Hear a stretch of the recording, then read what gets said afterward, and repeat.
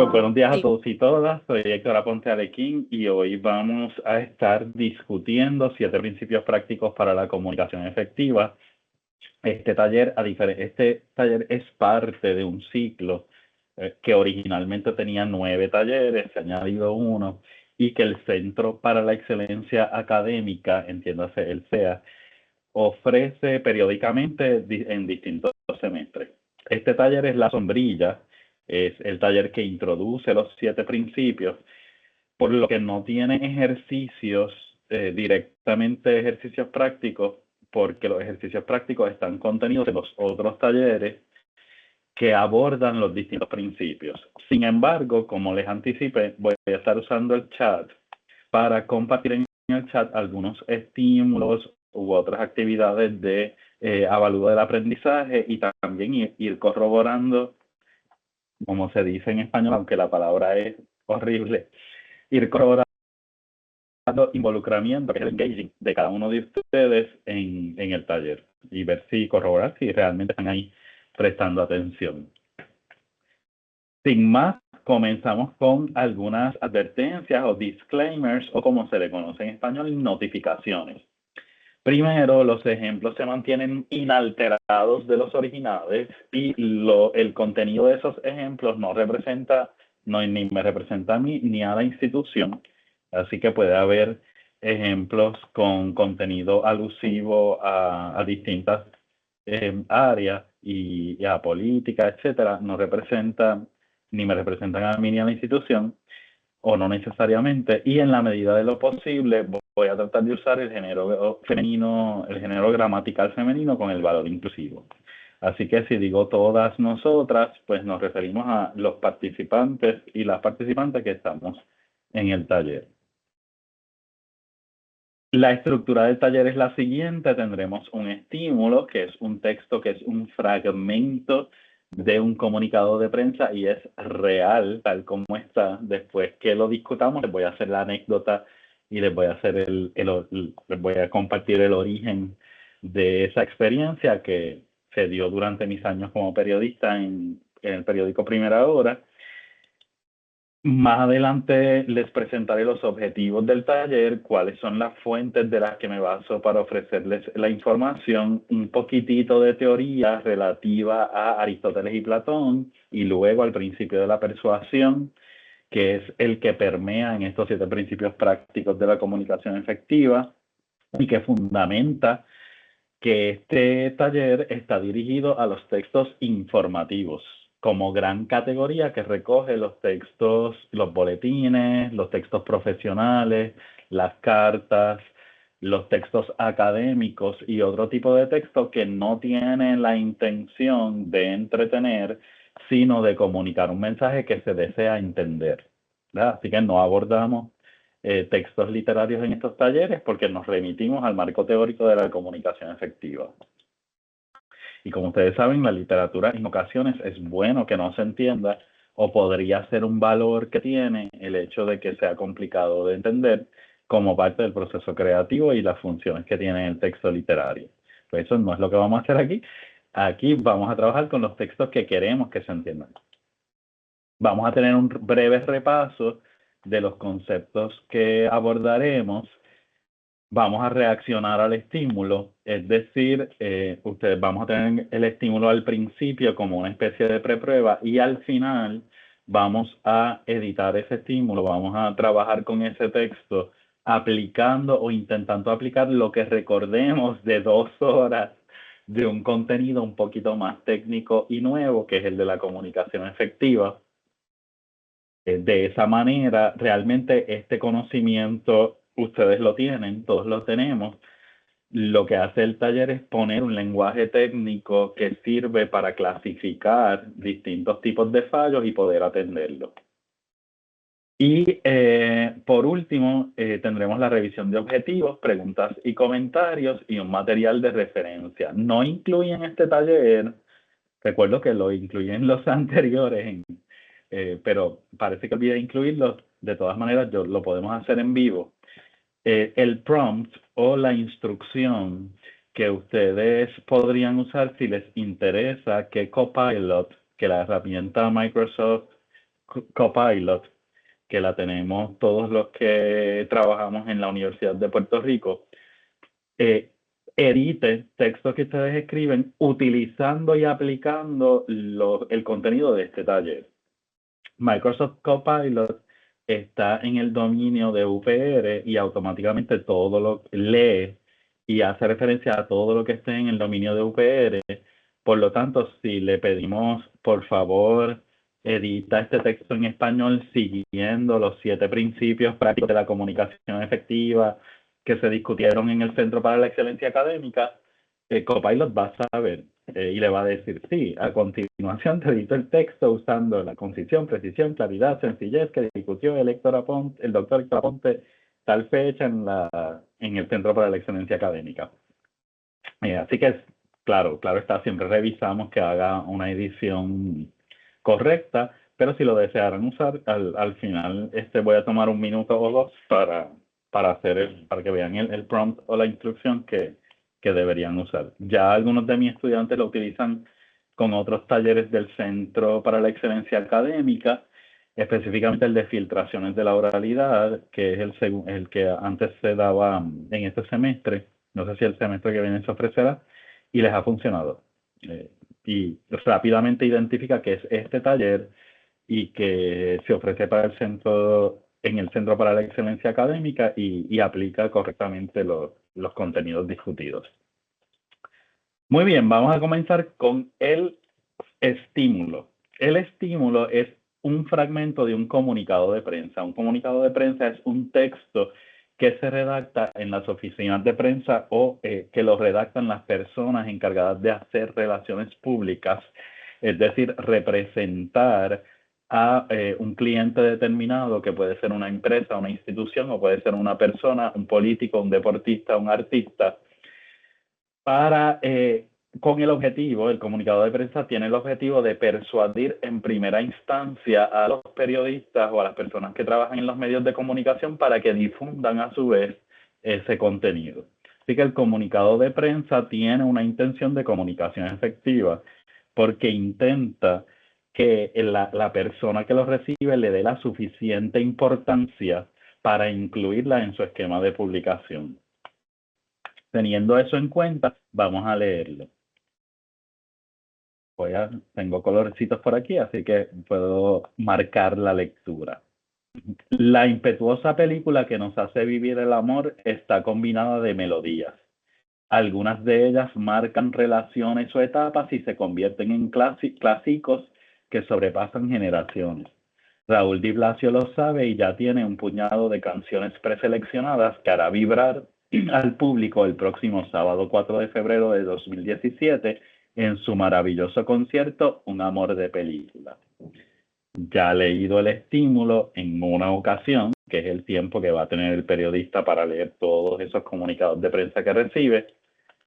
Vamos a hacer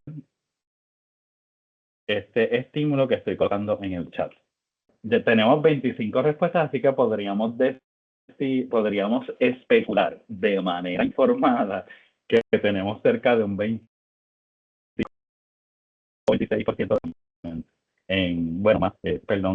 si son 40%, son 50 y pico, 56, 57% de engagement o involucramiento en el taller. Vamos a ver las respuestas. Bueno, nos dicen ustedes, la redacción parece estar de atrás para adelante. Interesante, excelente observación y es correcta. Ya veremos al final, en la versión corregida, lo que sucede. Faltan acentos, comas, oraciones muy largas. Correcto. Pon el adjetivo impetuosa porque es un juicio. Muy bien. Ya ahí hay tres principios que vamos a estudiar. Identificados. Estoy dando taller. Disculpe, es que yo trabajo en una oficina de servicio y tengo que avisar que estoy dando un taller. Palabras exageradas, faltan tildes, no vi ninguno. No, hay alguien que no vio un error, pues vamos a ir trabajándolo. Está combinada, habrá vibrar. Creo que esas frases no son claras. Muy bien, aquí también hay un principio reflejado o el incumplimiento de un principio reflejado. Faltó el acento en la palabra clásicos, habla de una película y luego de una canción. no hay concordancia, vamos a ver cómo se traduce esa observación en el cumplimiento o incumplimiento del principio. Las palabras clásico y próximo están sin acentuar, después de sábado debe ir una coma, es como una introducción al tema, falta de acentuación en algunas palabras, es exagerado, dice que hace servirá al público, no se mencionó el nombre de la película, es que el texto no trata de una película. Y ese es un problema de comunicación efectiva que tiene esta redacción. Es confuso, es un concierto o una película. Muy bien, esta confusión es muy válida de acuerdo con la redacción que tiene. La frase es confusa y poco natural porque parece que está exagerando, ¿verdad? Que está tratando de impresionar y al querer impresionar provoca un efecto contrario que es el de la confusión. Suena más como concierto musical que película, porque es un concierto musical. Errores ortográficos y gramaticales, Raúl Di Blasio lo sabe muy bien, ha identificado el incumplimiento de un principio.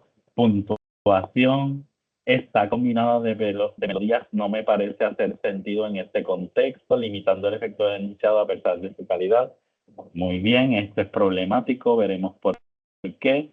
Más largo de lo necesario, correcto. Más palabras que quizás no sean tan útiles, el nombre del concierto al final, errores de gramática, palabras. Muy bien, estamos en un nivel de edición o de manejo de la edición que es consono con los 7 principios prácticos de la comunicación efectiva y cómo vamos a identificarlos para resolver esos fallos. Estoy compartiendo ahora la presentación, ya mismito viene, por ahí está. Tarda un poquito en cargar. Ese estímulo, de esa manera, esa representación del texto y ese juicio que ustedes han hecho, informa el conocimiento que ustedes tienen y que, como ya les comenté, ahora lo vamos a esquematizar en 7 principios que nos van a ayudar a lograr la comunicación efectiva. A esos efectos vamos a explorar también qué ustedes conocen por comunicación efectiva. Así que en el chat estoy compartiendo un segundo estímulo para que me vayan diciendo lo que ustedes entienden por la comunicación efectiva. Muy bien, estamos en ese nivel. Cotejo aquí para que no puedan escribir más. Vamos a la configuración y ahora está. Vamos a ver las respuestas. Vamos a leer lo que ustedes entienden por comunicación efectiva. ¿Por qué estas respuestas son importantes? Porque la persona, por ejemplo, que comentó hace un rato que no vio ningún problema con el texto, probablemente no vio ningún problema si estamos pensando en una definición distinta de la comunicación efectiva. ¿Qué es comunicación efectiva? Que sea concisa, clara, fácil de seguir y brevemente aclarando términos que el público en general quizás desconoce. Muy bien. Clara y precisa. Aquí hay un principio, aquí hay otro, aquí hay 2 principios. Que logra objetivos y que funciona con asertividad. Excelente. Esa es la comunicación efectiva dentro del marco informativo. Tenemos unos objetivos y debemos lograrlo. Usa el lenguaje verbal o escrito para llevar un mensaje que sea comprendido correctamente por el lector o interlocutor. Excelente definición. Comunicación que permita que ambas partes estén, digamos, en la misma página. Correcto. Que sea lo suficientemente concisa para que el mensaje que llegue concuerde con la intención del escritor o orador, quizás aquí que sea suficientemente clara, y que el mensaje llegue de forma clara y efectiva. Muy bien. Cuando tanto el emisor como el receptor puedan escuchar y entender el mensaje de cada uno. Muy bien. Escuchar o leer. El componente de entender es clave. Ya queremos que se entienda. No queremos confundir o esconder o establecer datos o información creada. Capacidad de transmitir información bajo emociones, vocabulario claro y entendible, expresando el tema o asunto de manera coherente, Capacidad de transmitir de manera clara, aquella donde se expresa o aquella en la que se expresa claramente el propósito de lo que se quiere comunicar. Ya estamos en el principio de estructura. Utilización del lenguaje ciudadano, no rebuscado y entendible para llevar el mensaje, muy bien. Clara, directa, lenguaje sencillo, el receptor entienda rápidamente, ese concepto también es clave. Técnica y estrategia de comunicación para ser comprendida de manera sencilla y fácil para los receptores del mensaje. Intercambio de ideas o transacción también. Entendimiento de todas partes, poder transmitir un mensaje claro, preciso y conciso. Aquí tenemos 3 de los 7 principios de la comunicación efectiva. Capacidad de transmitir un mensaje de forma clara, uno de los principios. Que haga llegar un mensaje directo, claro, sin adornos, clave. Esta parte es clave. Sin dejar espacio a interpretación, es decir, sin ambigüedad.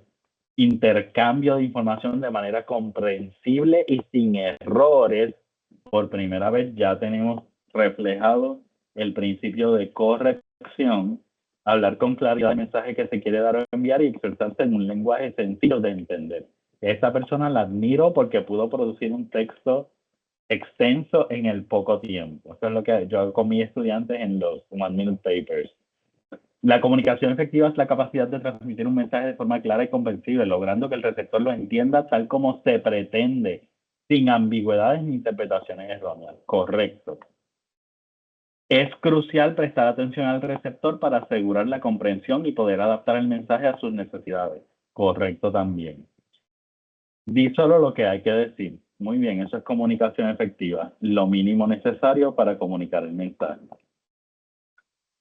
Habiendo explorado la comunicación, lo que ustedes entienden por comunicación efectiva y un texto que nos da una idea de la aplicación de lo que debería ser una comunicación efectiva, comenzamos entonces este taller estableciendo cuáles son nuestras metas o cuáles son nuestros objetivos. Hay una forma de que la presentación aparezca donde se había quedado, no la he averiguado. ¿Qué nos proponemos? Nos proponemos definir 7 principios prácticos de la comunicación efectiva, identificar técnicas de al menos 3 de los principios y confirmar la importancia del lenguaje en la transmisión de la información. Los 7 principios de la comunicación efectiva son un aparato o una herramienta teórica metodológica, por lo tanto, tienen distintos niveles de abstracción.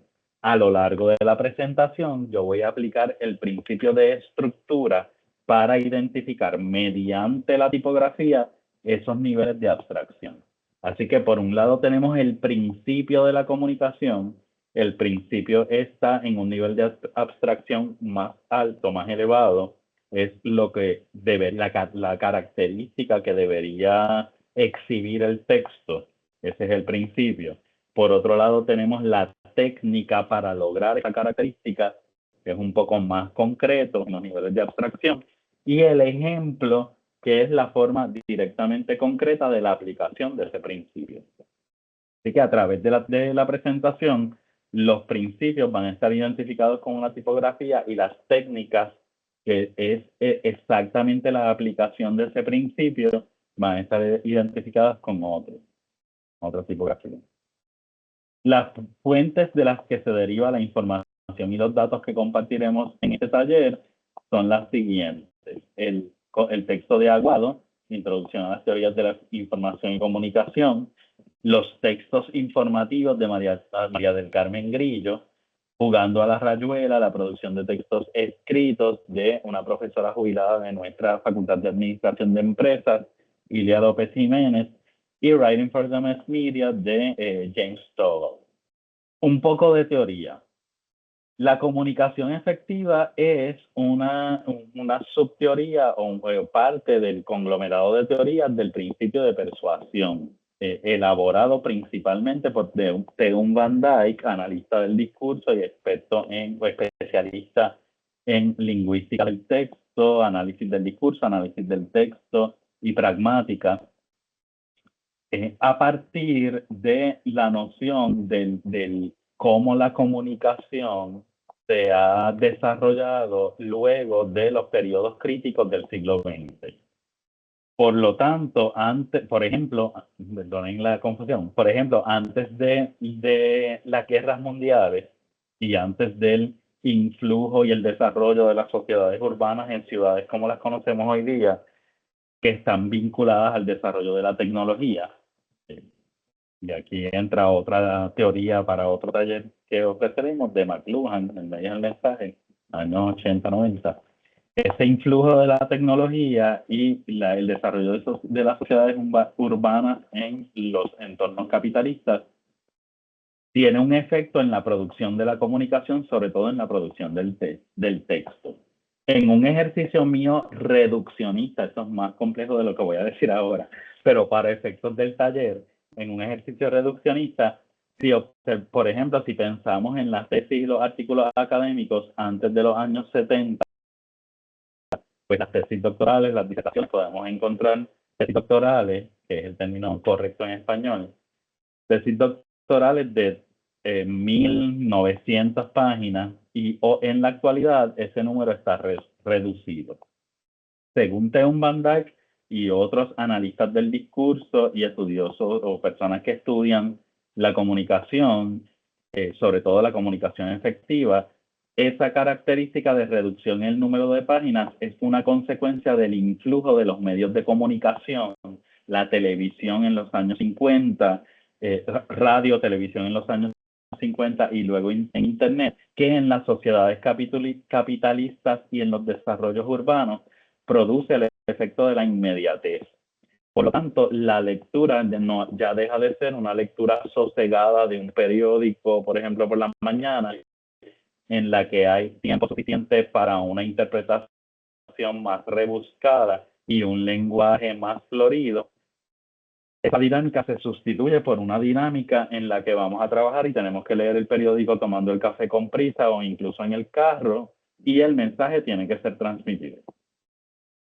Esa dinámica de los medios de comunicación se traslada también al contexto académico, lo cual tiene unos efectos en las características del texto académico, más conciso, más breve, más sencillo, inevitablemente correcto y más preciso. En el texto académico, pues, el ejercicio de redactar un abstract, un sumario para un artículo, por ejemplo, es un ejercicio de concisión que involucra unos procesos mentales bastante complejos, y por eso nos entrenamos hacia ello como parte de ese cambio que ha habido en las sociedades occidentales. Exactamente. Como dice el compañero Pedro Rosario, durante la época en que prevalecía la televisión, el tiempo de atención era de 10 a 15 minutos, en parte debido a los momentos en que se presentan los anuncios en medio de un programa. Correcto. Los medios de comunicación tienen un efecto en el nivel de tiempo y de esfuerzo psicolingüístico que se tiene para el texto, para la lectura. Por lo tanto, nos orientamos a redactar con unas características específicas si el texto es informativo, si queremos que se entienda y se reciba tal como queremos que se haga, tal como responda a nuestro objetivo. Esa noción originalmente proviene de dos clásicos de retórica, tiene una base aristotélica en la retórica que está conectada con el control de la emoción y la estética, y con la base más científica o parecida o mimificadora del método científico, que está relacionada con la base platónica, la argumentación, la demostración, la lógica, que tiene una exposición bastante explícita, valga la redundancia, en el diálogo crátilo de 360 a.C. Lo que Van Dyke establece es que en la actualidad, y recojo lo que es pertinente para este taller, claro está, todo texto educativo o mediático es persuasivo en la medida en que tiene que convencer a la lectora de que no lo abandone. El mismo acto de convencer de que no abandones el texto, no pierdas la atención en el texto, ya produce que el texto tenga unos elementos persuasivos. Y para lograr la persuasión, no necesariamente acudimos o podemos acudir a asuntos o estrategias emotivas, pero principalmente los principios de la comunicación efectiva tienen un convencimiento a partir de la argumentación y la demostración y una estructura muy fija que determina una estética procesable psicolingüísticamente sin mucho costo en términos de esfuerzo de lectura para el lector. Esa es un poco la base teórica de los 7 principios prácticos de la comunicación efectiva, que en realidad son una especificación de la gran sombrilla del principio de persuasión, cuya base es el cultivo a la disposición, que no se pierda la atención en la lectura, que estamos dispuestas o dispuestos a seguir leyendo. Ahora sí, la versión práctica, la parte práctica, los 7 principios prácticos para la comunicación efectiva. Los 7 principios prácticos para la comunicación efectiva es saludable estudiarlos de manera independiente y luego combinarlos, porque observaremos ejemplos o situaciones en las que un principio puede entrar en pugna con otro. Así que tenemos que entrar en dinámicas de negociación de acuerdo con cuál sea el principio que tenga prioridad para la situación comunicativa específica. Nos vamos a detener más en los primeros 4 principios, que son los que podemos controlar en un espacio de un taller de 2 horas.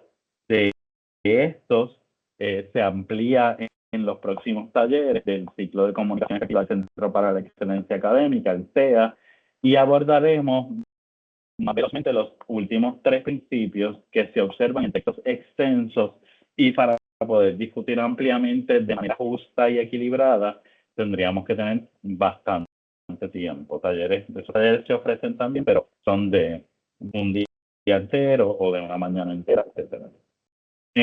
Para expresarlo de manera resumida, los primeros 3 principios propenden a la autoedición, así que tenemos mayor control sobre esas dimensiones del lenguaje, y los últimos 3 principios exigen que haya producción, así que en el espacio de 2 horas tenemos poco control sobre ellos, de modo que los presentaremos con la conciencia de que si quisiéramos explorar todas sus posibilidades, necesitaríamos producir texto.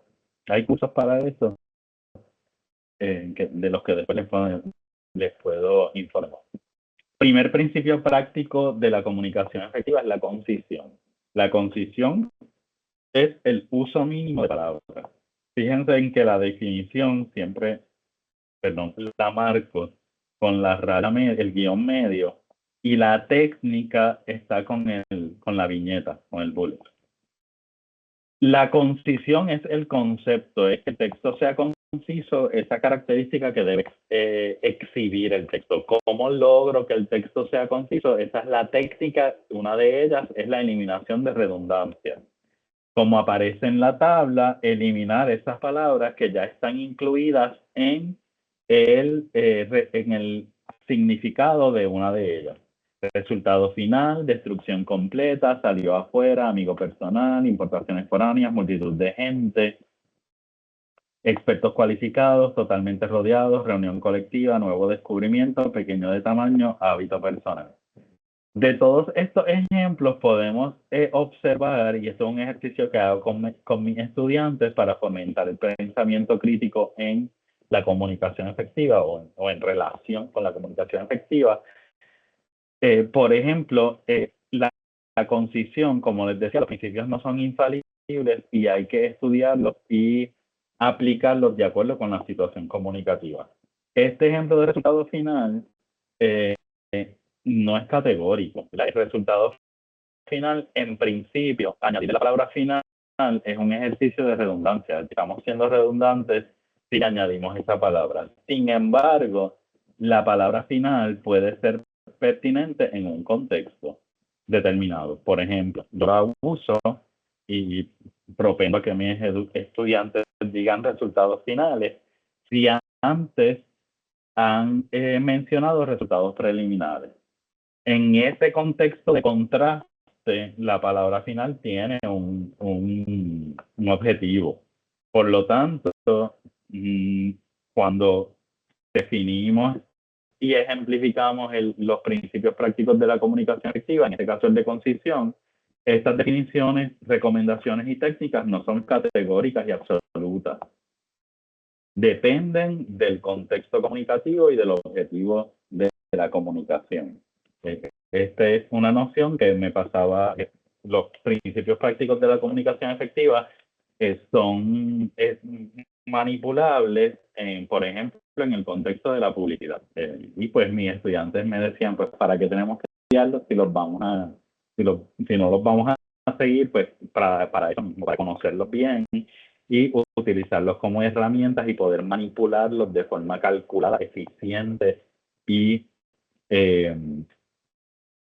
de manera planificada, teniendo planificación estratégica y aplicando lo que es la estrategia de la comunicación. La concisión exige también eliminar los circunloquios y eliminar las repeticiones. ¿Qué son circunloquios? Palabras de más. Utilizar más de una palabra cuando se puede utilizar una. Como aparece en la tabla. Lo que hay en la tabla son circunloquios. Llevaron a cabo una reunión, se reunieron. Fue el ganador de, ganó. Decidieron nombrar, nombraron. Está desarrollando actualmente, desarrolla. Hizo una denuncia, denunció. Ha llegado al acuerdo, acordó. Dio su aprobación, aprobó. Tomó en consideración, consideró. ¿Qué tienen en común todas las palabras de la columna derecha? Y todas, excepto la primera que tiene un clítico, todas son verbos. Una característica del español es que puede formar, ya que tiene sujeto nulo, puede formar oraciones con un verbo que tenga tiempo gramatical, esté conjugado. Por lo tanto, el verbo y la verbalización es una estrategia de concisión. Cuando en otros marcos teóricos ya relativos a la estilística y más filológicos del estudio del lenguaje a través de la literatura, cuando se argumenta a partir de que el texto debe ser más directo, pues realmente a lo que se refiere, o como yo lo he entendido en mi carrera, o como los lingüistas aplicados lo entendemos, es hacia esa tendencia a recoger el verbo como una esponja que tiene el contenido informativo de la frase. Así que llevaron a cabo una reunión de esas 1, 2, 3, 4, 5 palabras. La palabra que contiene el núcleo informativo es reunión. ¿La puedo convertir en verbo? Sí, pues se reunieron. Decidieron nombrar. La palabra que contiene el núcleo informativo es nombrar. ¿La puedo convertir en verbo? Sí, nombraron. Si lo nombraron es porque hubo una decisión antes. Esa es la estrategia de la verbalización, ¿verdad? Identificar la palabra que tiene la mayor cantidad de información y preguntarse si la puedo transformar en un verbo, la puedo conjugar. Y de esa manera el verbo absorbe toda la periferia de palabras que son circunloquios, que están de más. Así que en mi experiencia, ¿verdad? Cuando estudiaba en bachillerato o en la escuela y me decían que sea más directo, yo cuestionaba, ¿qué es eso de ser directo? Y desde el punto de vista lingüístico, pues estudiamos que esa noción de ser directo realmente es recoger los actos de habla en las palabras que contienen la información. Las repeticiones, este es un ejemplo de la red social. La Secretaría Asociada de Educación Especial da paso a esta iniciativa como parte de las iniciativas para fomentar la inclusión. Gracias a la escuela Tomás Mazo Rivera por la iniciativa y su llegada y su entrega en la adopción. Además de que ese mensaje de redes sociales rima, y no, pues eso no debería ocurrir, que haya una rima porque es incómodo para el procesamiento psicolingüístico. Tiene la repetición de la palabra iniciativa, aparece 3 veces. Como les decía a mis estudiantes, si esto se fuera a enunciar en radio, el efecto psicolingüístico que tiene la repetición de la palabra, y en este caso aumentado por la rima es la falta de esfuerzo en el procesamiento.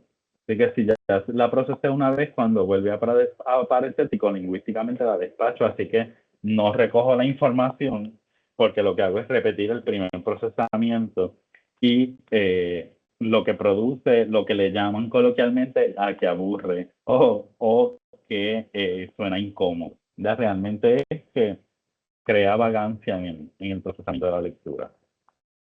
Por eso, mientras más novedosa sea la inclusión de palabras, es decir, mientras más amplio sea nuestro catálogo de sinónimos o equivalencias léxicas, mejor, porque las podemos utilizar para seguir estimulando la lectura, la lectoescritura. Con los niños eso es bien importante para estimular la lectura en los procesos de lectoescritura y lo pueden observar en la literatura infantil, que es bien complicada y bien difícil de hacer, aunque parezca algo sencillo o fácil, no lo es.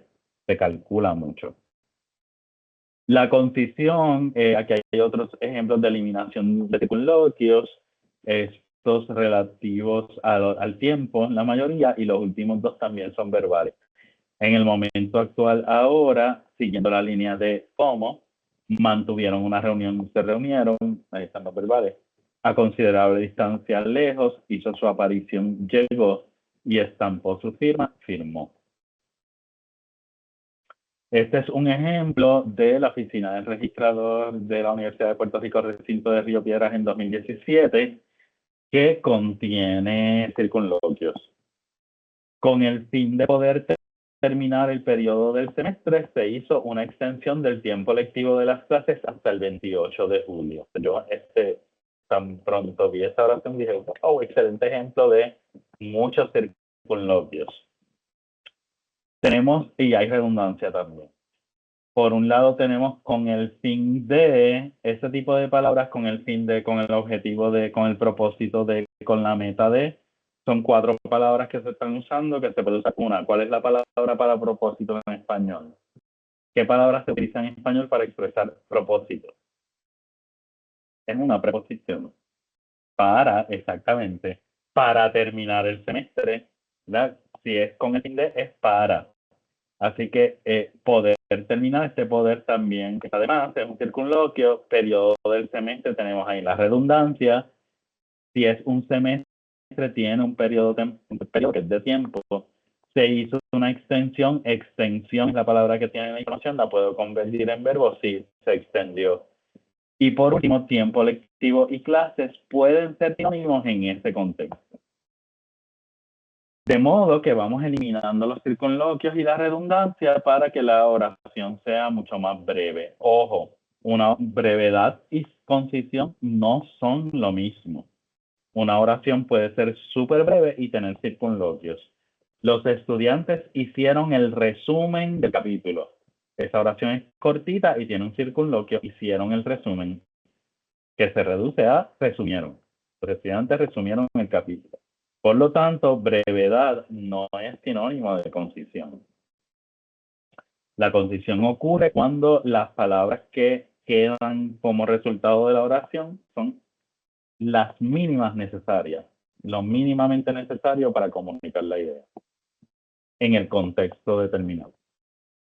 De modo que tenemos dos opciones. Para terminar el semestre se extendieron las clases hasta el 28 de julio. Para terminar el semestre se extendió el tiempo lectivo hasta el 28 de julio. Depende del contexto, porque las clases son parte de lo que es el tiempo lectivo. El tiempo lectivo incluye actividades académicas, reuniones académicas, actividades de biblioteca, de departamentos de servicio estudiantil, que no necesariamente permiten a solo el ofrecimiento de cursos, todo lo que es el mundo docente, la investigación, etcétera, que no necesariamente se reduce a ofrecer clases o a recibir clases o a participar en clases. Es un juicio categórico el que hacemos con frases como con el fin de, con el objetivo de todo. ¿Siempre se va a reducir por para? Pues no necesariamente. No es que antes me preguntaba, profesor, pero eso quiere decir que tengo que revisar toda mi tesis y cada vez que diga con el objetivo de, con el fin de sustituirlo por para. No necesariamente, tienes que leer la oración porque tienes que considerar dos variables. Número uno, otro principio que lo vamos a estudiar ahora, que es el principio de precisión. Si has mencionado en el texto unos objetivos específicos, pues entonces evalúa si vale la pena mencionar con el objetivo de, refiriéndote a ese objetivo que mencionaste anteriormente. Por un lado. Por otro lado, si tienes una oración en la que ya has usado varias veces la palabra para, pues tal vez convenga, si es un propósito dentro de otro, en una de las ocasiones sustituirla por este tipo de frase, con el propósito de, con el objetivo de, con el fin de, con la meta de. Por lo tanto, no es un juicio categórico el de la eliminación de círculos. Puede haber instancias en las que tengan un propósito para la comunicación efectiva. Les adelanté en la explicación el segundo principio, el principio de precisión. La precisión se refiere al uso de palabras por su significado exacto y al empleo de lenguaje comprobable. La precisión parte de una visión de Platón, platónica, de la demostración, la argumentación. Y es sumamente importante para el lenguaje informativo y sobre todo en el contexto académico. En la tabla que presentamos hay ejemplos de principalmente del texto informativo periodístico. Tenemos la versión general o relativa y la versión específica e informativa, que es la que cumple con la precisión. Un arma blanca, un picahielos, intensas lluvias X pulgadas, X centímetros de lluvia, el dato preciso, cultivos, qué tipo de cultivos, viñedos, enfermedad, cáncer, insectos, abejas, un viaje de placer, un crucero por. Había una multitud, que es una multitud, 3 personas, pues había 73 personas. Y el último es especialmente importante para este taller porque involucra una decisión también editorial entre un principio y el otro. El auditorio era enorme. Esa es la versión imprecisa. Versión precisa, el auditorio era tan amplio como el Coliseo de Puerto Rico. Fíjense que el adjetivo enorme es un adjetivo que es relativo. No es necesariamente calificativo, pero es relativo. La definición de enorme depende de la persona que lo enuncia. Enorme para mí esta oficina para mí es enorme comparada con todas las oficinas que he tenido antes, pero para otra persona esta oficina puede ser pequeñísima. Por lo tanto, en este caso preferimos sustituir la palabra enorme, que hace el texto más breve o más conciso, por una explicación que le añade palabras, lo hace más largo, pero le otorga precisión. Tan amplio como el Coliseo de Puerto Rico. Tan amplio como el Coliseo de Puerto Rico es una comparación que es útil para el lector desentendido, porque hipotéticamente yo como lector, para la lectora desentendida, hipotéticamente yo podría ir a comprobar lo que dice ahí. Hipotéticamente yo podría viajar, caminar al Coliseo de Puerto Rico y cotejar las dimensiones y saber cuál es la información que transmite esta oración, para tener una interpretación informada. De modo que la precisión involucra eliminación de calificativos y eliminación de generalidades. En este caso, enorme es una generalidad o un adjetivo relativo.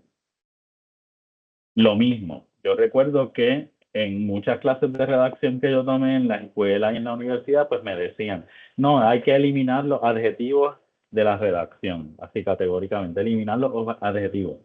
Pues uno se pregunta, ¿eliminar los adjetivos? Pues depende, porque si quiero que sea conciso y esa es la prioridad mayor, pues tal vez enorme funciona.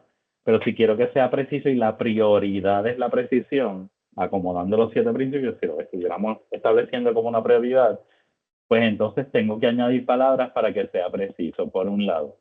Por otro lado, ¿todos los adjetivos son un pecado en un texto informativo? No, porque hay adjetivos demostrativos o adjetivos descriptivos.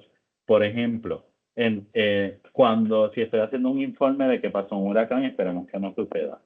Pasó un huracán y superviso un área en la universidad y tengo que hacer un informe con fotos y establezco que cuando entré a la oficina el piso estaba mojado. Pues sí, mojado es un adjetivo, pero no hay ningún problema. Comunica efectivamente porque es un adjetivo descriptivo, es comprobable. Otra persona que lea el texto pudo haber entrado y se mojó los zapatos. Así que puede comprobarlo. Eso no sucede con enorme. Que enorme depende de la perspectiva de quien lo enuncia. Lo que les quiero transmitir es que, de nuevo, no hay que tener cuidado con establecer reglas o recomendaciones categóricas de eliminar X o Y, porque la situación comunicativa puede determinar el uso. Lo importante es conocer cuáles son esas características, que es el contexto más abstracto, y cuáles son las técnicas para yo, como persona que comunica, apoderarme de esas técnicas y utilizarlas efectivamente de manera estratégica. Iba a decir manipularlas, pero no, vamos a utilizarlas estratégicamente.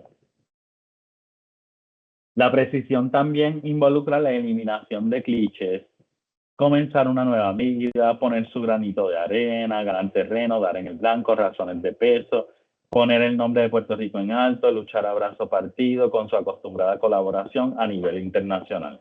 Lo mismo en mi experiencia como estudiante de redacción, yo soy me gusta cuestionar.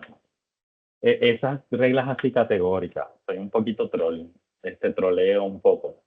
Trolear es una palabra coloquial que se utiliza como para ser excesivamente eh, inquisitivo.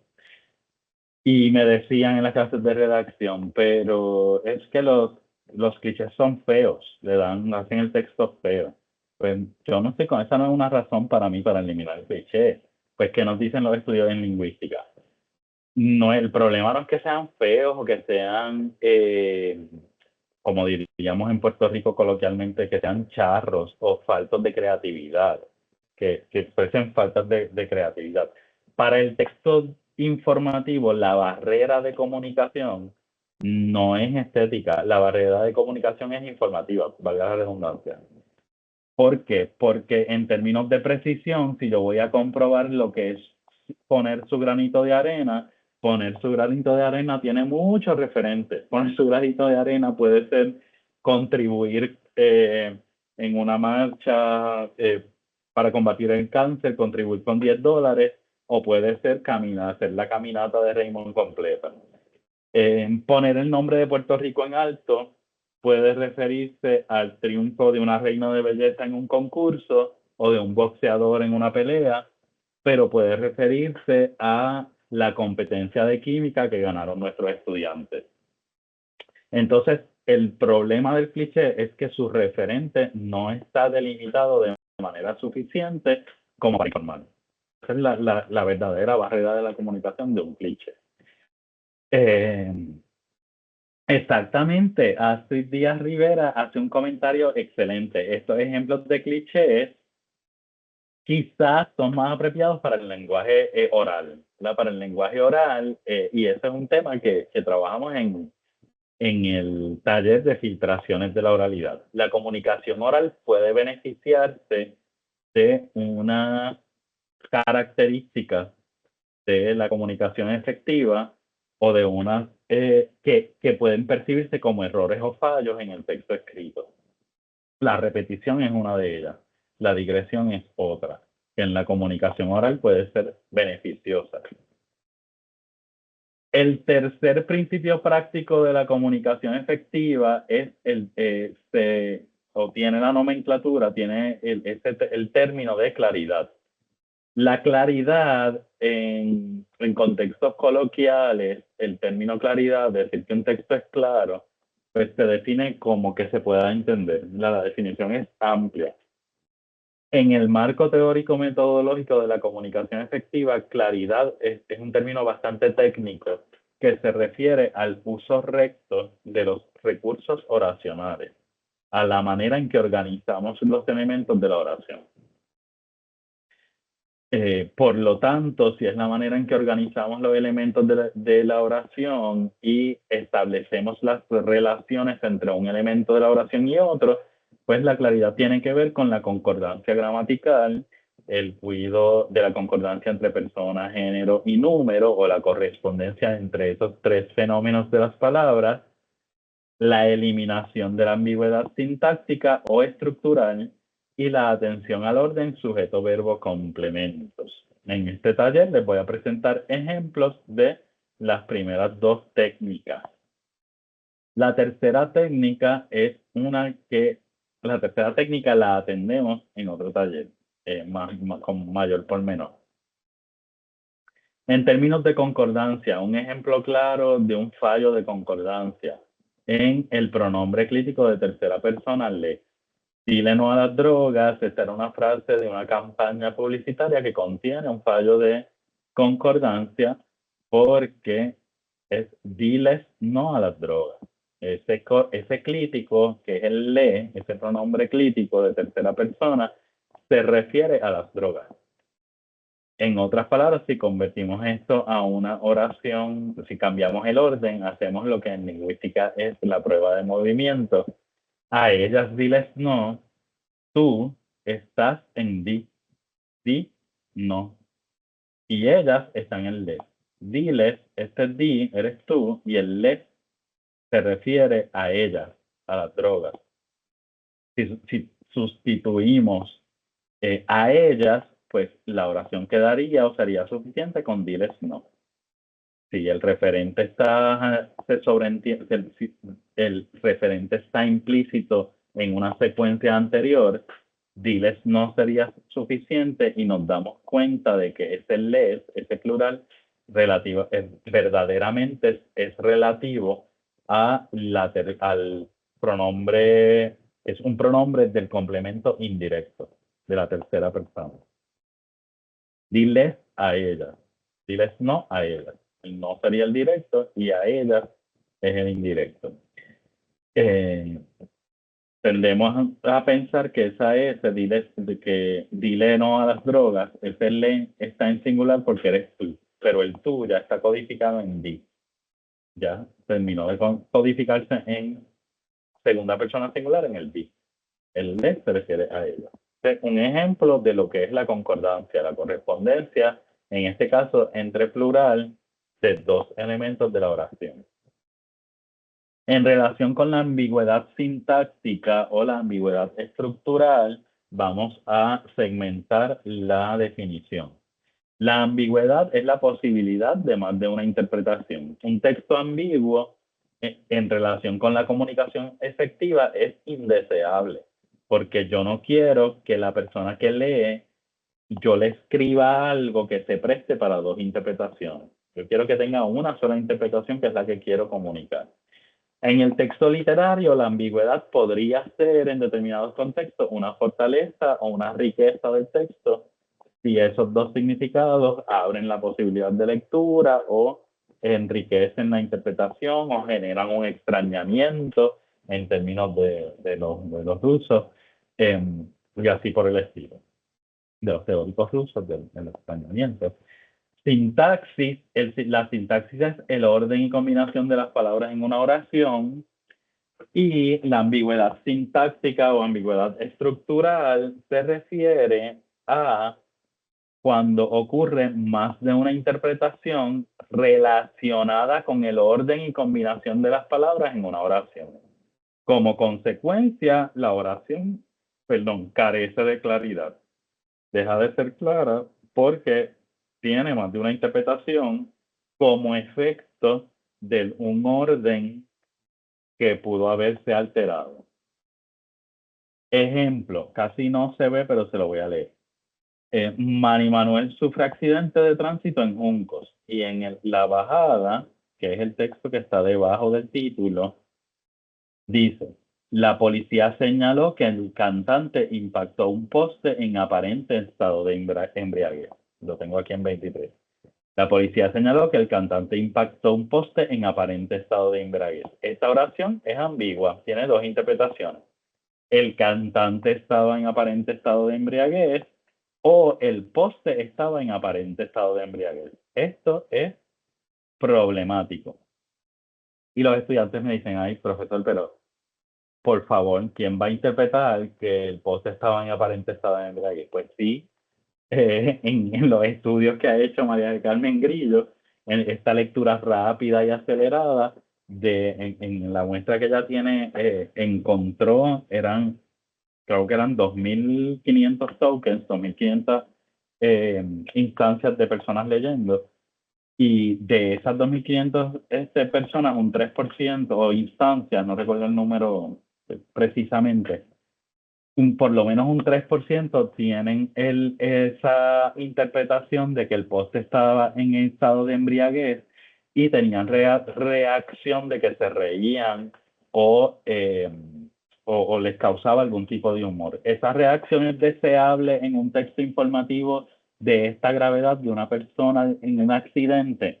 No, yo no quiero burlarme de Manny Manuel si estoy cumpliendo mi responsabilidad informativa ética de transmitir un mensaje en una noticia. Por lo tanto, es irresponsable redactar una oración ambigua. Lo importante que puede ser. Así que yo no quiero que esto cause risa. Es un asunto serio. ¿Cómo lo podría resolver? En este caso, aplico la técnica del inciso, el inciso explicativo justo después del verbo. Si esta frase preposicional en aparente estado de embriaguez le aplica al núcleo informativo del que sale el verbo, impactó, ¿quién impactó? El cantante. Si es el cantante es el que impacta y lo hace él en estado de embriaguez, entonces esa frase debe estar justo después del verbo en un inciso, entre comas. La policía señaló que el cantante impactó en aparente estado de embriaguez un poste. Si el texto es parte, si el texto es parte de un cómic o de un texto satírico o lo que sea en el que el poste está en estado de embriaguez, pues el español tiene algo hermoso que son las cláusulas con el que, la palabra que, y la palabra que lo que hace en teoría sintáctica es bloquear todo lo que está antes del que. Así que redirige la interpretación a todo lo que está después del que. Es como un policía de la composición semántica de las oraciones. Así que si decimos la policía señaló que el cantante impactó un poste que estaba en aparente estado de embriaguez, entonces el poste es el que estaba en aparente estado de embriaguez porque todo lo que está después del que le aplica a su referente, que es el poste. Así que está en el alcance de este sintagma determinante. Los que saben de teoría sintáctica, pues eso en el árbol está resumido en el sintagma determinante del triangulito. Que vi que está la doctora Mariel Nieves por ahí, que se acuerda de los árboles sintácticos. Todo eso está en ese alcance del poste. Dice Astrid, vamos a ver, la policía señaló que el cantante en aparente estado de embriaguez impactó un poste. Sí, esa es otra posibilidad. Después de, en este caso, en la palabra que ocupa la posición de sujeto. Lo que pasa es que lo más categórico, lo que funciona en la mayor cantidad de ocasiones es colocarlo después del verbo. Porque en este ejemplo sí es una posibilidad, pero en otros, de acuerdo con la teoría sintáctica, realmente esa frase está en el alcance del verbo, en el árbol que se recoge dentro del árbol sintáctico del verbo. Pero sí, en este caso es correcto. Decimos que 23 es una oración ambigua y A y B son las posibles desambiguaciones de la oración. Fíjense que en B, en A utilizamos la misma cantidad de palabras, lo que añadimos fueron 2 comas, que no es muy costoso. Simplemente alteramos el orden y la combinación de las palabras. En B añadimos palabras que estaban en aparente estado. Por lo tanto, el B, si lo que queremos expresar es el B, sabemos que para poder potenciar la claridad sacrificamos concisión. Así que nuevamente los principios en un contexto de negociación.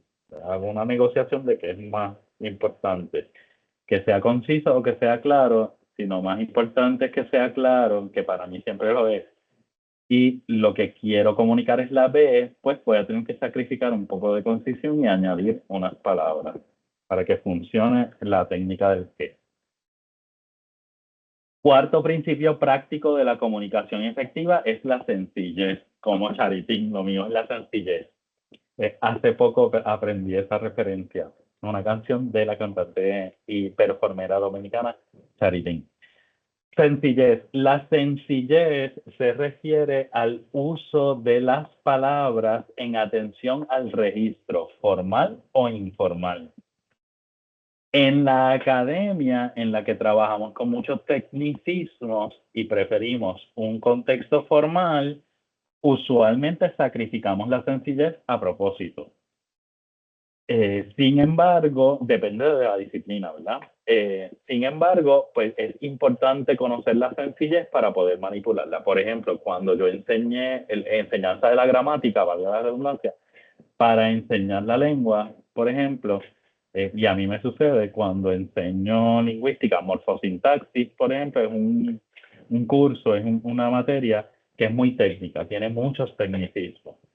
Y a la vez que es técnica es bien abstracta y compleja, pues para poder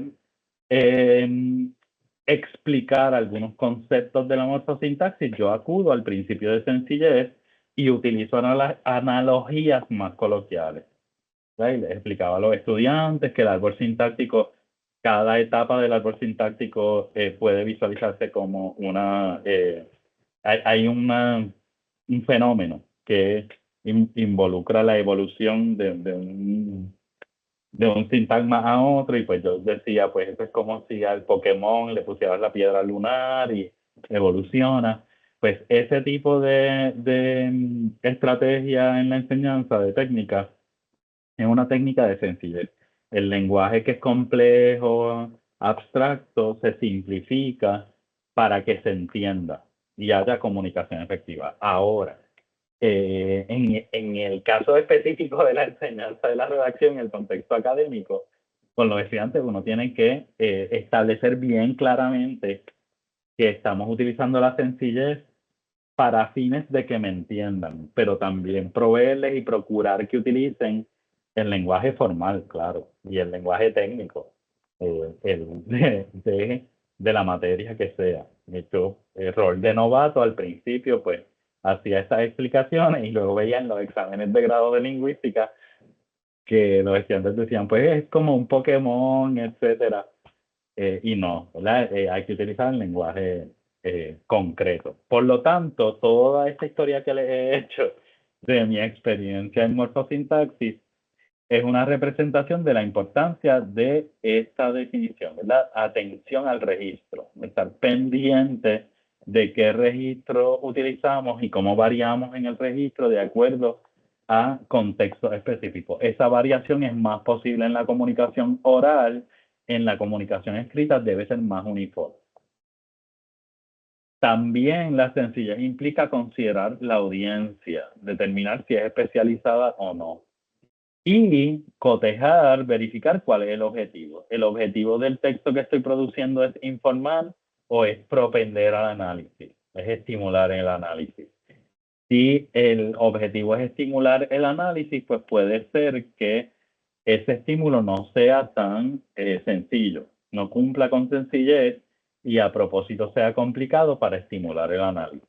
Informar, si queremos informar, entonces vamos a procurar la lengua más concreta, más práctica y más general, versus si queremos analizar, pues complejizamos ese texto, lo hacemos más abstracto, más teórico o más especializado según el caso. Este es un ejemplo de de la prensa, del periódico, en el que, ¿verdad? En el periodismo sí debe cumplirse con el principio de sencillez porque está destinado a una audiencia masiva y diversa, así que queremos que nos entiendan. En paralelo, la Organización de Política Pública indicó que Puerto Rico puede restaurar su credibilidad si adopta motu propio, un conjunto de reglas fiscales que reviertan su endémico lío fiscal. Esto no debió haber publicado porque no cumple con el requisito de la sencillez y está limitando automáticamente, está discriminando, porque está limitando discriminando socialmente, porque, o de manera educativa, está limitando el entendimiento de esta frase a personas que tengan cierto conocimiento legal, porque la frase en paralelo, por ejemplo, pertenece al registro, a la jerga legal. Porque, porque podemos concluir que este texto no comunica efectivamente de acuerdo con los objetivos de la redacción en los medios de comunicación o específicamente el periodismo. Bueno, porque no usa palabras familiares y no elimina la jerga. En paralelo, motu proprio, además de que tiene un error porque en latín es propio, y endémico lío son frases, son palabras que no son familiares, son palabras relativas a unos contextos intelectuales, por un lado, o a jerga legal por otro. De manera que no cumplen el objetivo del periodismo, que es informar de manera, en este caso, cumplir con la sencillez, para que distintas audiencias con distintos niveles reciban la misma información. Porque estos principios no son aplicables a todo tipo de texto. Voy a compartir ahora en el chat un enlace para que me contesten esta pregunta. ¿Por qué estos principios no son aplicables a todo tipo de texto? Bueno, acabó el tiempo. Vamos a cerrar el cuestionario y vamos a leer las respuestas. 20 personas contestaron.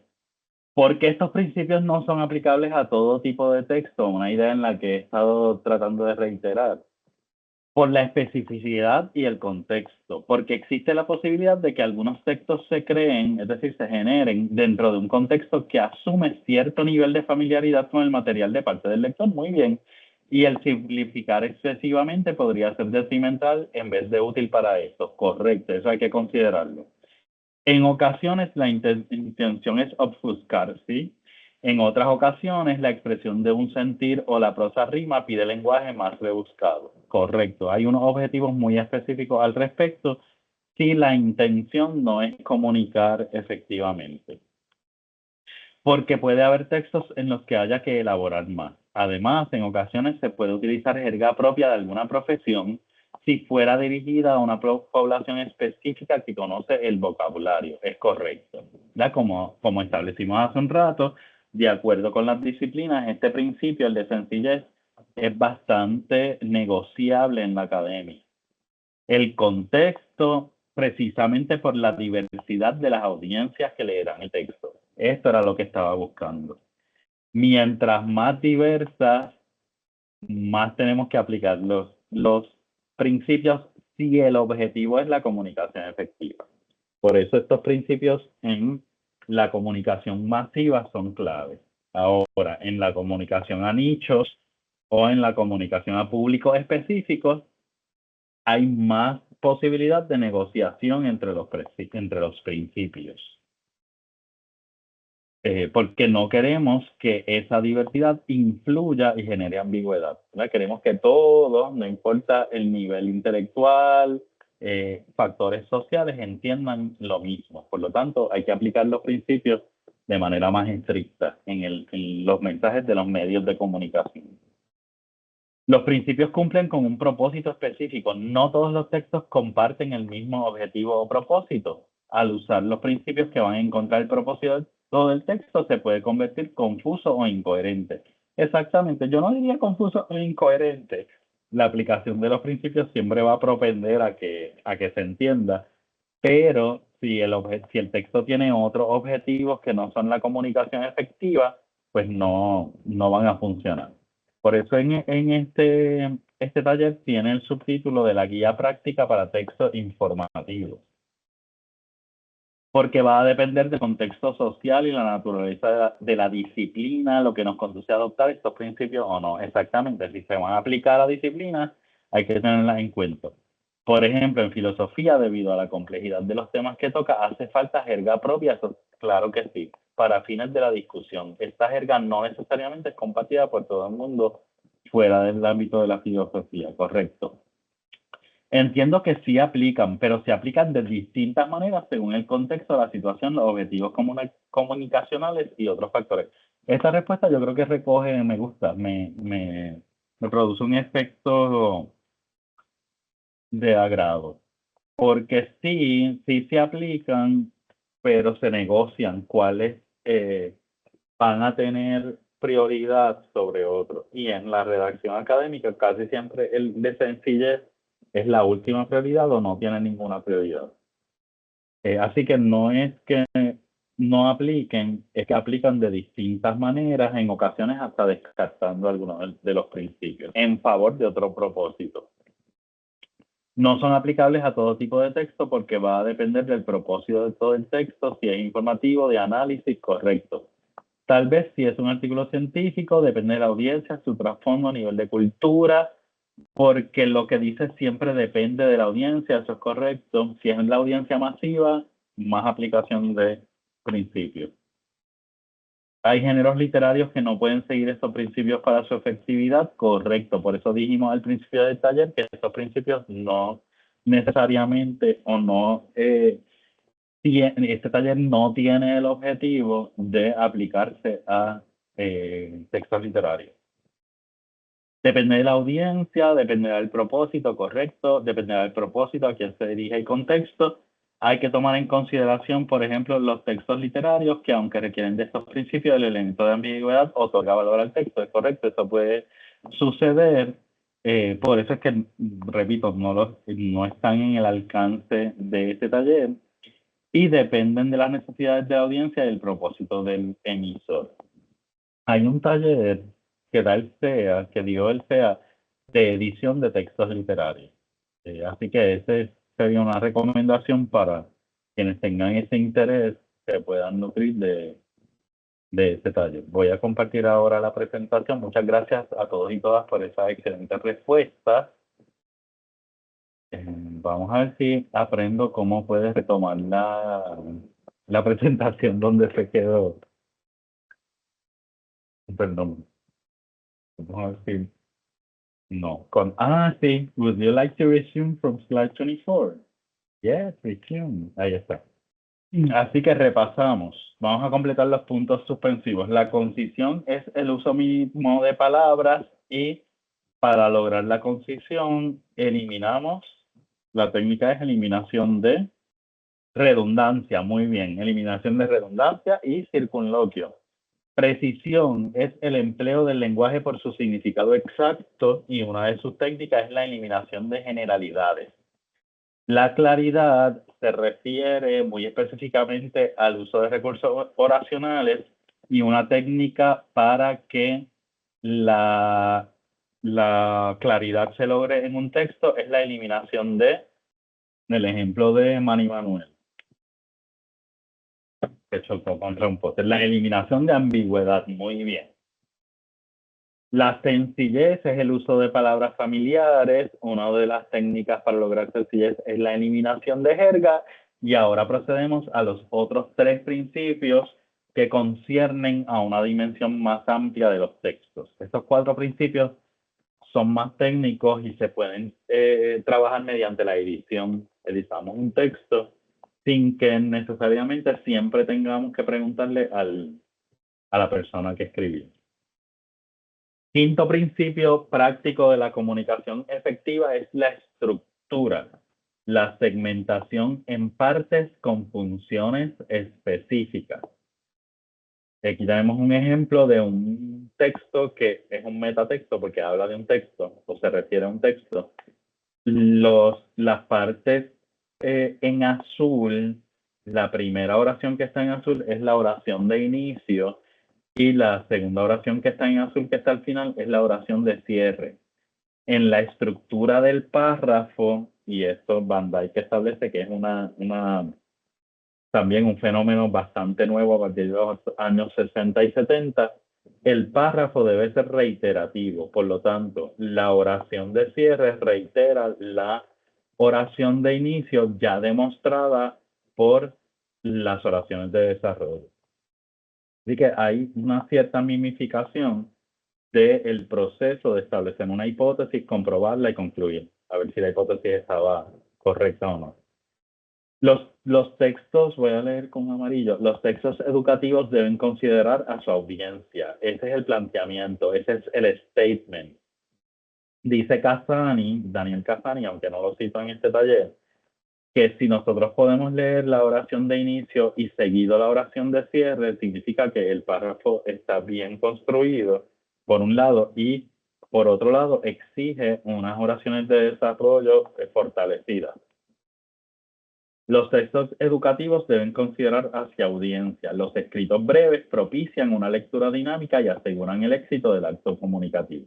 Fíjense que la oración de cierre no repite palabras, no repite la palabra texto, porque queremos cumplir con el principio de concisión, pero sí reitera la idea de la oración de inicio, ¿verdad? Los textos educativos consideran a su audiencia, está reiterada en que propician la lectura dinámica y aseguran el éxito del acto comunicativo.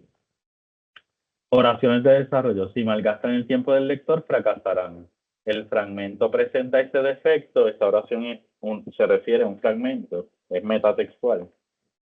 Porque carece de concisión. El autor acudió a circunloquios que retrasan la interpretación. Las secuencias se encuentran en un proceso de redacción, puede reducirse a redactan. Además, la oración carece de precisión al usar varios. Una palabra vacía que se elimina sin restar información. Y entonces tenemos el cierre. Los textos los escritos breves propician una lectura dinámica y aseguran el éxito del acto comunicativo.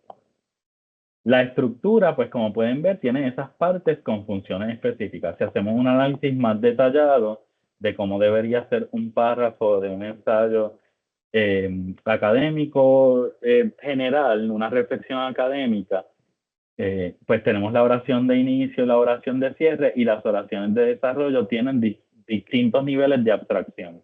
Fíjense que en este caso va de lo abstracto a lo concreto. Este estudiante comenzó con la concisión, que es un elemento más abstracto relativo a la oración de inicio.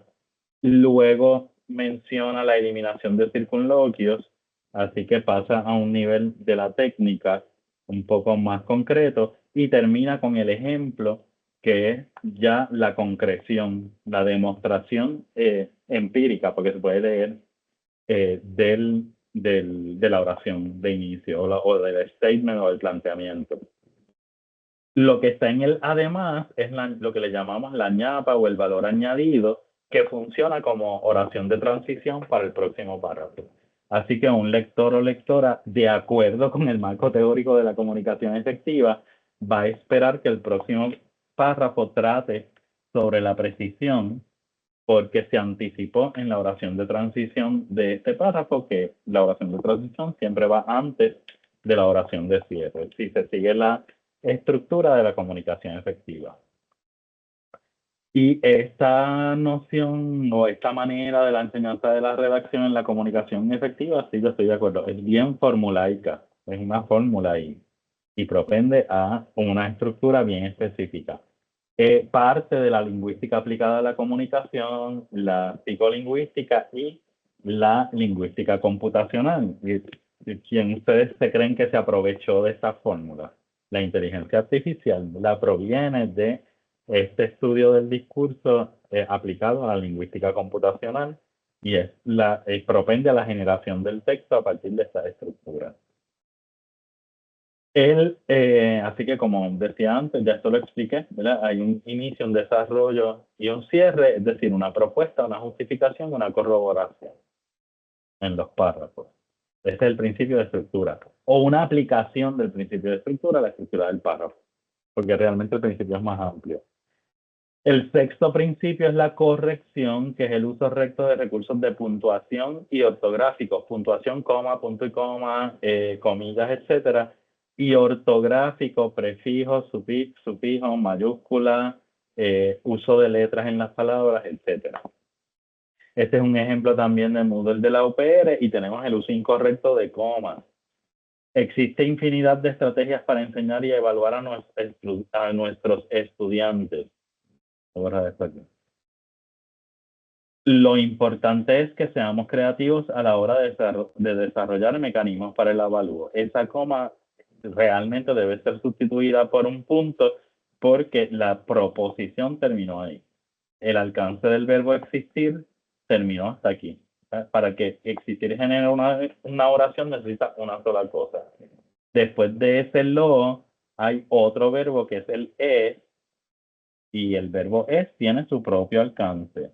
Así que la coma no es suficiente para separar los alcances de dos verbos. En todo caso, o punto y coma. No puede haber dos oraciones completas separadas por coma. En otras palabras. Aquí tenemos la coma criminal, lo que Fundeu le llama la coma criminal, que trabajaremos este semestre. Vamos a dar ese taller en el CEA, el de los 5 mitos de puntuación. La coma criminal entre comillas, es la coma que separa sujeto y predicado. ¿Cuándo va coma entre sujeto y predicado? Nunca, según la RAE, y utiliza la palabra nunca. Ni porque el sujeto sea extenso, ni porque haya una cita. O sea, una de las pocas ocasiones en que la RAE es muy categórica. Nunca. Por lo tanto, la Fundeu, que es la Fundación para el Español Urgente, los editores de la Fundeu, le han llamado a esa coma que separa el sujeto y predicado, en broma, la coma criminal, porque como nunca se puede usar. Canales 2009 indica, pues Canales es el sujeto, Canales 2009 es el sujeto, a partir del verbo indica comienza el predicado. Esa coma es incorrecta, coma criminal. Y vuelve acá. Por su parte, Quintero considera coma criminal, sujeto y predicado, nunca va a coma entre ellos. En relación con ortografía, este sí que me lo van a llenar rapidito porque es facilito. Vamos a ver. Ortiz, con tilde o sin tilde. Aquí acabo de compartir en el chat el... Muy bien, vamos a discutirlo ya que lo contestaron rápido. Tenemos 14 respuestas para Ortiz sin tilde, 5 respuestas para Ortiz con tilde. ¿Cuál es la correcta? Dice Gloria sin tilde. ¿Por qué sin tilde? ¿Cuál es la razón? Muy bien, es aguda y no termina ni en N, ni en S, ni en vocal. Aunque en español americano la Z se pronuncia igualito que la S, sin ser apical, ¿verdad? No bordeamos el labio en los alveolos, como si ocurre en español peninsular. Aunque se pronuncien igual, la letra es Z. Así que la correcta es, la mayoría estaba correcto, ¿verdad? Los 16 votaron sin tilde, Ortiz. Eso es corrección. Vamos a ver ahora la siguiente. Voy a asegurarme de compartir el correcto. Acabo de compartir en el chat el formulario en el que van a contestar cuál de estas dos versiones es correcta. Gobernador en minúscula o gobernador en mayúscula. Vamos a ver los resultados. Se los voy a compartir para no tener que cambiar de presentar. Ya tenemos 11 respuestas y vamos a ver esas respuestas. Tenemos 16 minúsculas, 18 minúsculas, 21 minúsculas y 24 minúsculas. Y creo que ya ese es el nivel de engagement que tenemos. El nivel de involucramiento. Muy bien. El gobernador en minúscula. Dice Félix, no es un nombre propio sin tener el nombre del gobernador. Es solamente un puesto. Correcto. Aunque esté el nombre, si no está el nombre, dice dice Bárbara que está en español. Correcto. Los títulos van en letra minúscula, incluyendo Papa, Presidente, entre otros. Correcto, Gloria Saavedra. Están todos correctos. Dice la ortografía de la lengua española de 2010 y en esta regla también es categórico. Títulos, cargos, puestos o expresiones de funciones siempre van en minúscula y también es categórico. Hace poco me llamaron de un departamento, de una agencia gubernamental a hacerme la consulta. El secretario lo debo colocar en mayúscula. Yo no, siempre va en minúscula. El rector, rectora, siempre va en minúscula. Ay, pero si yo quiero expresarle respeto o reverencia, pues se hace de otra forma. Pero siempre va en minúscula, esté o no esté el nombre en español.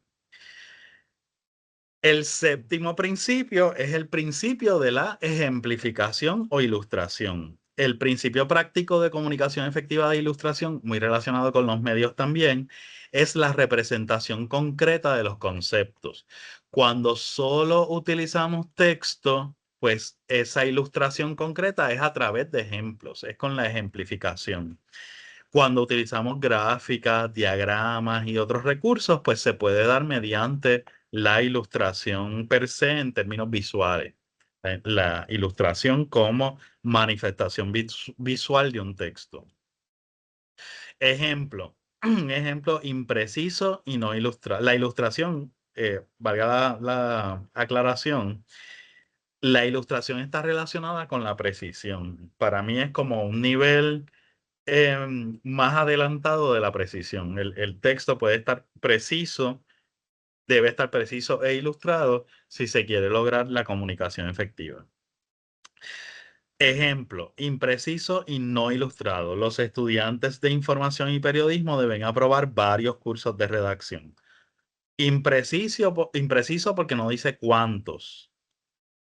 Preciso, pero no ilustrado. Y observen que no va coma delante de este pero, porque tenemos dos descripciones. Esa es la excepción a la regla del pero. Preciso, pero no ilustrado. Los estudiantes de información y periodismo deben aprobar 5 cursos de redacción. Este texto tiene precisión, dice cuántos, pero no está ilustrado porque no ejemplifica de esos 5 cuáles debe tomar. Así que dice cuántos, no cuáles. Preciso e ilustrado, los estudiantes de información y periodismo deben aprobar 5 cursos de redacción, empezando con COPO 4137, Fundamentos de la Redacción para los Medios, e INF 4148, Redacción para los Medios Convergentes. Este es el principio de ilustración que puede manifestarse o cumplirse con el texto de la manera como he presentado, ejemplificando o con elementos paratextuales que usualmente acuden a la comunicación visual, como los organigramas, los diagramas, las gráficas, las tablas y otros recursos visuales. Dentro del principio de ilustración, los autores, sobre todo Stovall, incluyen lo que son los disclaimers, las notificaciones, como las notificaciones que yo hice al principio de esta presentación. Se usa el género gramatical femenino con valor inclusivo, se usan las mayúsculas para aportar énfasis, el énfasis es nuestro. De esta manera, la ilustración viene a subsanar decisiones editoriales que contravienen las reglas oficiales. Por ejemplo, si yo voy a usar las mayúsculas con un propósito particular en un texto, lo notifico, cumplo con el principio de ilustración temprano en el texto, en sus primeras páginas. Y como yo hice al principio, que dije que el CEA es el centro para la excelencia académica. El cumplimiento del principio de ilustración incluye también el uso de las siglas responsablemente para que la audiencia sepa a qué se refieren las siglas. Yo he ido a muchos talleres en que el tallerista habla de el Bashtu y el Epsto y el Osto. ¿Y qué significa eso? Pues el CEA es el Centro para la Excelencia Académica. Al principio del taller, pues lo expresé.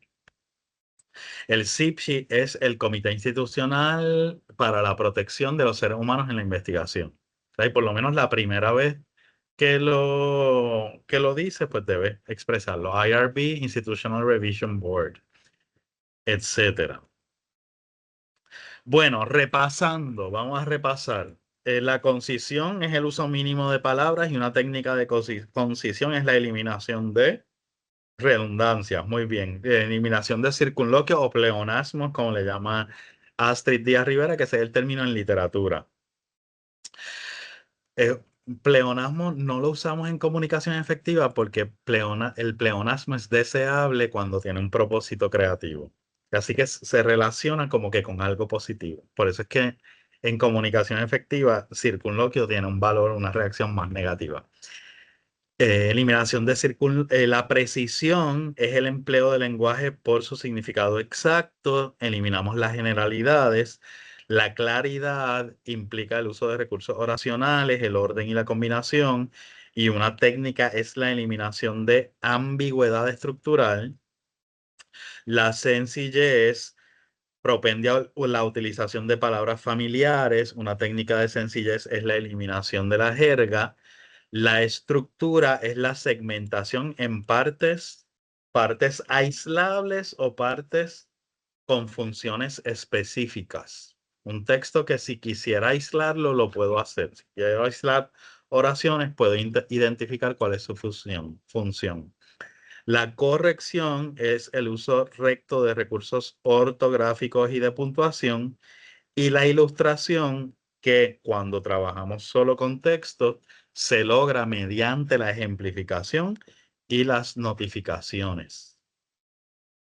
Ahora retomamos el estímulo del de la primera laminilla de esta presentación relativa al el, el texto de un fragmento de comunicado de prensa que dice: la impetuosa película que nos hace vivir el amor está combinada de melodías. Algunas de ellas marcan relaciones o etapas y se convierten en clásicos que sobrepasan generaciones. Raúl Di Blasio lo sabe y ya tiene un puñado de canciones preseleccionadas que habrá vibrado al público el próximo sábado 4 de febrero de 2017 en su maravilloso concierto Un amor de película. Si aludimos, si nos damos cuenta de lo que ustedes mencionaron hace un rato en el formulario que compartí, hay tres elementos que saltan a la vista, que son los adjetivos calificativos y ese nos, que es esa primera persona, ese nosotros. El enlace que compartí hace un rato, vamos a obviarlo porque ya tengo las respuestas que ustedes me ofrecieron cuando lo compartí por error, y el objetivo de ese enlace es comprobar parte de lo que es el taller, de lo que se discute en el taller. Así que vamos a discutirlo a través de colores. He marcado algunos de los fallos del texto. Impetuosa, ya observamos que era un adjetivo calificativo. Está combinado de melodías. Observé hace un rato que muchos de ustedes mencionaron esa frase como problemática, y es porque contiene o produce una falta de claridad, ¿verdad? ¿Qué es eso de estar combinada de melodías? Tenemos por otro lado relaciones o etapas. Relaciones o etapas es un fallo de qué principio: concisión, precisión, claridad, sencillez, estructura, corrección o ilustración. Relaciones o etapas. Pueden contestar en el chat de cuál principio está afectado. Podría ser ilustración porque no las determina, pero en la relación entre ellas dos, relaciones o etapas, con una de las dos es suficiente. Así que tenemos una redundancia, una falta de concisión, una redundancia. Correcto, Anet Ruiz, las dos, sí, precisión y concisión, sobre todo concisión cuando las vemos a las dos, cuando las analizamos en conjunto. Clásicos que sobrepasan generaciones, eso es un cliché, por lo tanto, establece una falta de precisión. ¿Qué es eso de sobrepasar generaciones? También es una falta de ilustración. Lo que sobrepasa generaciones, pues, ¿cómo yo puedo definir qué es sobrepasar generaciones? Y un puñado de canciones y algunas que contienen faltas de precisión porque no dicen cuántas. Si fuéramos a editar este texto, ¿cómo lo reescribiríamos tomando en cuenta que el texto nunca va a ser perfecto?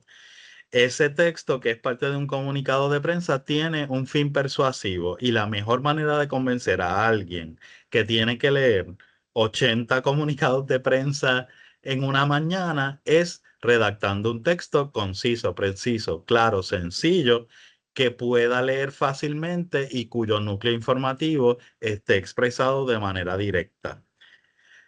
Consciente de que las películas de amor incluyen melodías inolvidables, Raúl Di Blasio preseleccionó clásicos románticos del cine para su concierto Un amor de película, que presentará el sábado 4 de febrero de 2017.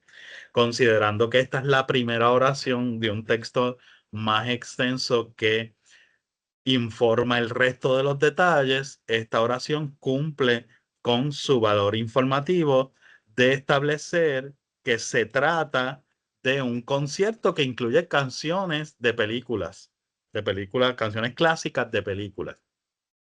Y podríamos preguntarnos, pero inolvidable, ¿cómo yo puedo comprobar inolvidable? Inolvidable es un adjetivo relativo. Bueno, hay una comprobación de inolvidable que es verificar si en Spotify esa canción todavía tiene muchos hits o muchas personas que la escuchan, o si en radio se sigue al sol de hoy exponiendo, pues entonces se puede decir que es inolvidable. El texto es mucho más conciso, tiene claridad, es una oración completa y el tema se entiende claramente. Un concierto que trata o que contiene canciones de películas. Haciéndoles la anécdota o resumiéndoles la anécdota del comunicado, el comunicado original lo envió una persona que era practicante en relaciones públicas y yo reaccioné, esto no sirve, pues lo comuniqué a su supervisora, el comunicado se obvió, se envió uno enmendado y esta fue la versión enmendada que envió la agencia de relaciones públicas, Perfect Partners, era en ese entonces. Revisando objetivos del taller, nos propusimos definir 7 principios prácticos de la comunicación efectiva. ¿Los hemos definido? Yo creo que sí, están en la presentación. Identificamos técnicas de al menos 3 de los principios. Las acabamos de repasar y algunos de ustedes pudieron enunciarlas. Eliminación de circunloquios, eliminación de redundancias, utilización de palabras familiares, etcétera. Y nos hemos propuesto confirmar la importancia del lenguaje en la transmisión de la información. Definitivamente que ese objetivo puedo establecer que lo hemos atendido. Si atendieron los objetivos del taller o no se atendieron los objetivos del taller. Contesten en el chat porque esta pregunta que sí debía haberla expresado en un formulario, no lo hice. Pues bueno, tengo como 5, 6, 7 respuestas de que sí, así que la voy a dar por atendido. Pues hemos finalizado. Esto es algún material suplementario que les comparto para cuando el Centro para la Excelencia Académica, el CEA, divulgue la presentación, pues lo puedan acceder. Muchas gracias.